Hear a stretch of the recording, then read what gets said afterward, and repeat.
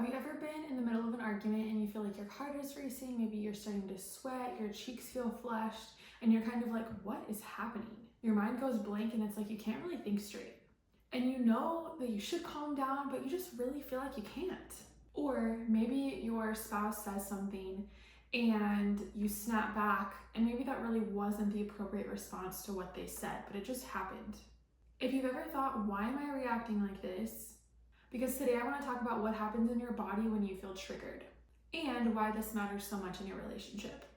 Hi everyone, welcome back to my channel. My name is Katherine Solomon. I'm a licensed therapist and a virtual coach, and I help couples communicate better, reduce conflict, and overall have stronger emotional connection. So today when we're talking about triggers, I don't want to talk about it in like a fluffy way. I want to talk about it from a nervous system perspective. Because when you understand what happens in your body and why, one, you can stop blaming yourself. You can stop blaming your spouse, and you can overall learn how to regulate and respond differently.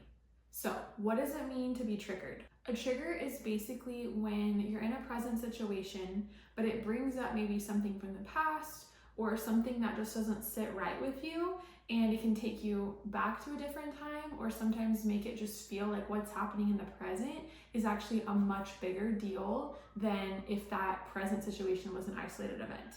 It's when your body is reacting as if it's in danger, even if you're just having a conversation. So your partner might say something like, "You always get so emotional."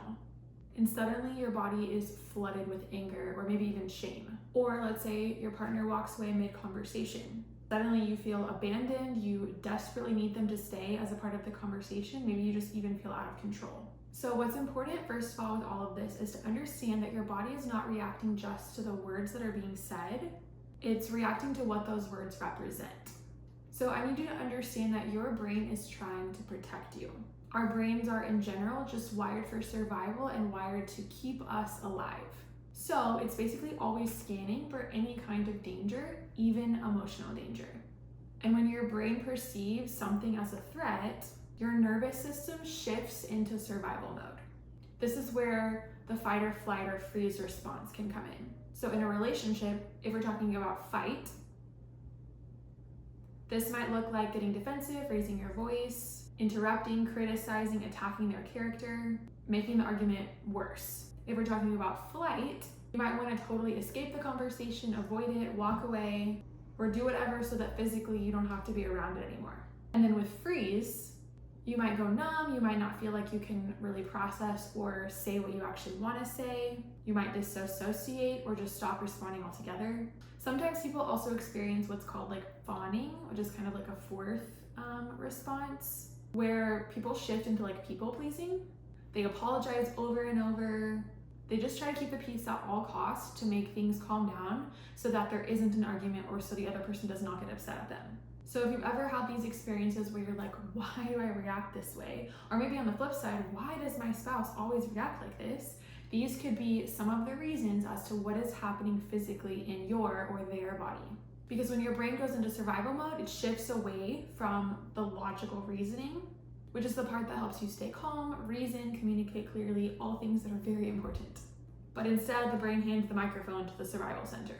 Which is why, when you're triggered, you might say something like, "I just can't calm down," or "I feel like I'm losing it," or "I can't even find the right words to say." And maybe those aren't things that you're actually saying, but it might be things you're feeling, or after the fact, when you reflect on what just happened, that might be something that runs through your mind.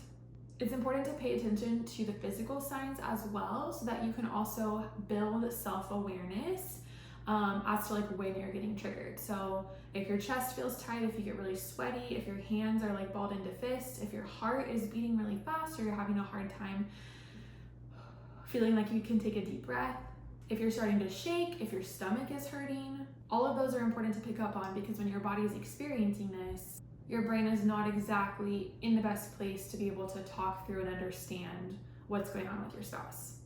So if we're trying to evaluate why it can feel like an argument really becomes this huge thing, it's because what's happening is it's activating core fears or old wounds, right? Humans are wired for connection. And so if there is something that feels like it's going to sever that attachment, basically we freak out.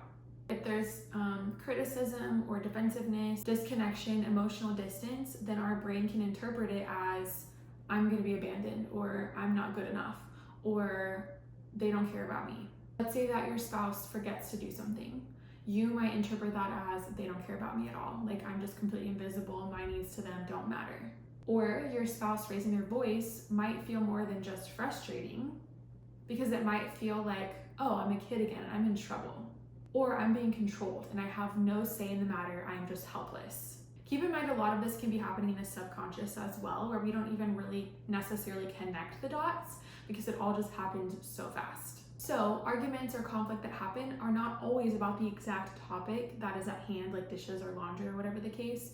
It's also just about the general feelings that you're having and, like I said, being triggered. So pulling in something from a different situation or the past or whatever that makes it feel maybe like you're back in that exact moment, or just resurfaces a lot of painful feelings. Because basically the argument is what your nervous system is interpreting underneath. Let's talk about a real example of what that could look like. Let's say a husband comes home and his wife says, it must be nice to just come home and relax. Well, the husband hears criticism. Now there's a lot of things that can go into this, right? Because if a husband is in what's called negative sentiment override, which I have a whole other video that talks about it, basically the negative lens of how he sees his wife, something that could be seen as a neutral comment, or if, let's say the husband was able to see his wife in a positive way, he might just take it as a joke, roll his eyes and move on, or just joke back with her. But instead, in this instance, he hears it as criticism. So his nervous system goes into fight mode. So maybe he responds with, yeah, I came home after a long day of work and I'm tired. Well, maybe she interprets that as dismissal, maybe thinking that he's just not going to help around in the house, she's in charge of doing everything once again, and she's tired too. Because then her nervous system gets activated. So then maybe she is saying something like, you're just so selfish, or sure, I'll just do everything. Now his trigger gets deeper, more intense, and he takes it a step further to just call her a nag. And then it just turns into a fight, it snowballs downhill from there. But really, also what's happening that needs to be taken into consideration is that both nervous systems were triggered or activated. Neither person felt safe, and in that instance, hypothetically, they didn't lean on any good, helpful skills or tools to regulate and calm down. They just leaned into being activated, leaned into feeling, unsafe and triggered, and like I said, it just snowballed downhill from there. So how do you regulate when you're feeling triggered? This is like super important to understand to build emotional regulation within yourself and to be able to overall communicate better. The first thing that's really helpful, and it can sound really simple, but it's to first identify and kind of even just like name what is happening. You can internally say to yourself or out loud, I am feeling really triggered right now. Or recognizing, okay, based on all of the physical symptoms that we've talked about, I'm feeling this right now. I am being triggered by what is being said, or what is not being said, or what is happening in the signals that I feel like I'm receiving. The point of all of this is to bring what's sometimes in the subconscious to the forefront of the mind and just bring it into awareness. Because if you know what's happening more, then you can have a better response to it. The second thing that's really helpful for regulating yourself is to calm your physical body down. There's been so much research and study that goes into if your body is physically at a certain place, you cannot logically talk through something with your spouse, right? And so physically you've got to calm down, and obviously saying that to yourself or to your spouse is not going to work, but realizing like, okay, I gotta take a deep breath. I've got to center myself. I've got to ground myself. Some people do just take deep breaths. Some people are really visual. There's a really great technique called box breathing where you internally just think about breathing in, breathing out, breathing in, breathing out. You're forming a box and slowly forcing your body to just physically focus on that one thing, your breath work, to help you regulate and come back to a centered place. The third thing that's really helpful for couples is to take a productive break. And this might be something that only one person needs, but sometimes it's when both people really need it. And even if just one person needs a break, it is still productive for the entire conversation, so for both of you. You just want to really make sure when you're taking a break that you're communicating that and not just walking away, because that is leaning into the flight, shutting down. It's not keeping the lines of communication open.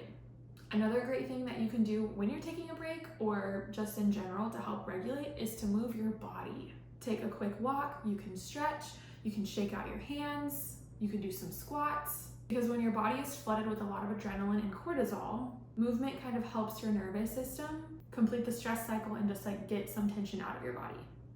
You can also internally kind of pause and ask yourself, like, what am I most afraid of?